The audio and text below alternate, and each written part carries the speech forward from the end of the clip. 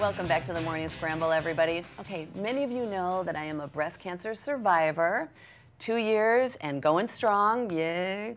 So when executive producer of Breast Cancer Answers, Todd Hartley, approached me and asked me, hey Lisa, do you want to join forces with me in helping me fight the fight against breast cancer? I was all for it. And Todd is joining us this morning to tell everybody about Breast Cancer Answers. Good morning. Good morning, thanks for having me. Oh, thanks for being on the show. It's good to see you.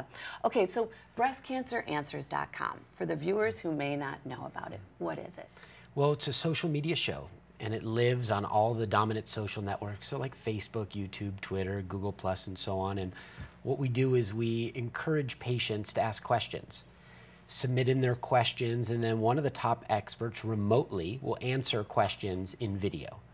And so far, we've got about 500 video clips of these rock star doctors explaining or defining in layperson's terms what these conditions, procedures, and preventions are like. And it's just a really powerful tool. In fact, in our first 6 months, we've already had 3 million video views in the US of our content from patients and loved ones that are learning and ingesting this information so they could be more aware and a better patient.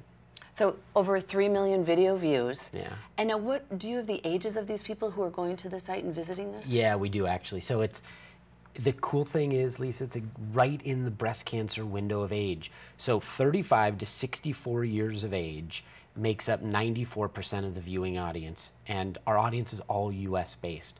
So it's actually remarkable to see, and probably close to almost 60% of them are women. So give me an example of some of the commonly asked questions that you get, and maybe some that are not so common. A lot of questions are like, does caffeine cause or contribute to breast cancer? So we did an interview about it, right? People suggest questions in off of the social networks. If I'm battling breast cancer, are fish oils okay to be used? What about cell phones? Do cell phones cause breast cancer? If I wear a sports bra or if I sleep with a bra on, is that going to contribute to breast cancer? What about alcohol consumption? Is a daily alcohol consumption over X number of glasses a long-term contributor?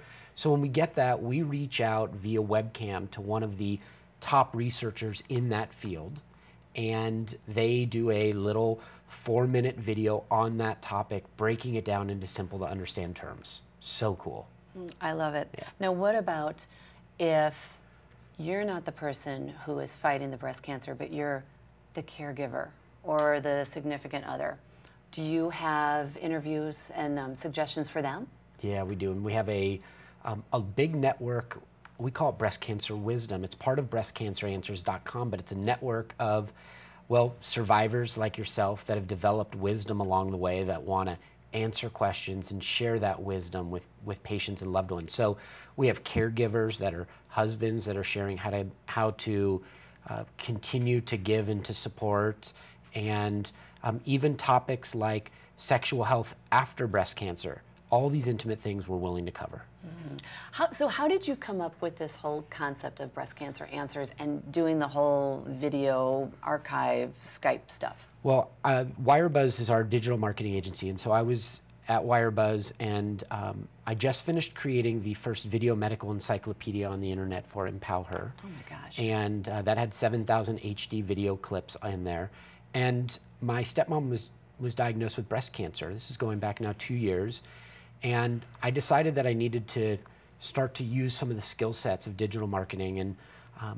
And so I built Breast Cancer Answers. I contacted Dr. Harness, the president of the American Society of Breast Surgeons, and asked for him to get involved. And I asked for you to get involved. And together we opened up a very large network of experts. And when we launched the thing, Breast Cancer Answers, I was still a little bit unsure if it was a good idea, if it was going to work. And I showed up at the airport, and I was going to the American College of Surgeons conference in San Francisco, and it was 5 in the morning, and I show up at the airport, Lisa, and thinking of my stepmom, Nancy, who was diagnosed with breast cancer, and I checked my bags at the curb at Sky Harbor, and I gave the guy, the Sky Cap, I gave him $10 and asked for 5 back, and he handed me this.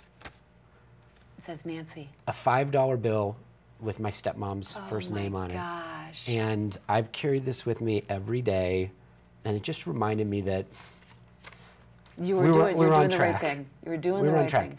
And since then, the audience has really embraced what we're doing, and there couldn't be a better feeling to know that you're helping as many people as possible.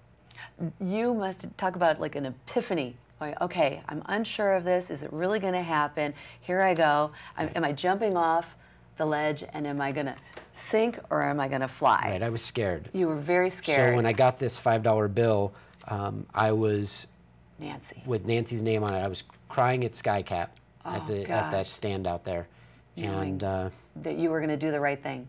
Yeah, and that we're on track. And we're on track. Right. Wow, what a story.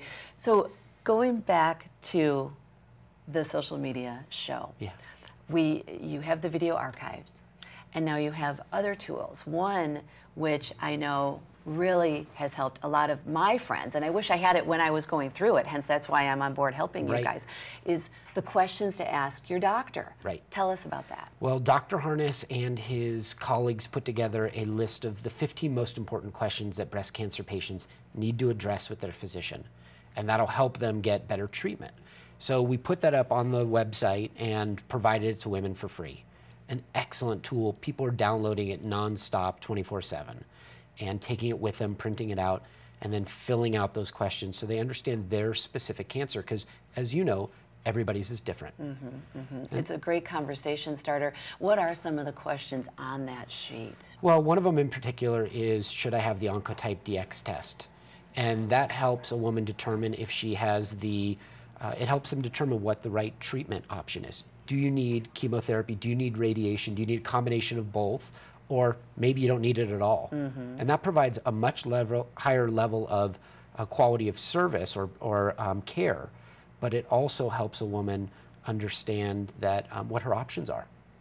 Well, and I know that I too did the Oncotype DX test. You wouldn't have known if it I wasn't wouldn't on have a list known. like I was that. stage 2. It was not in my lymph nodes. I thought, okay, I'll have a double mastectomy and I'll go on my way. And sure enough, I did the test, and I was definitely a candidate for it. So all this information is so interesting, and it's so important. Todd, what can you leave our viewers with about Breast Cancer Answers? Well, we're a tool that women and their loved ones can use to help advance their fight against breast cancer.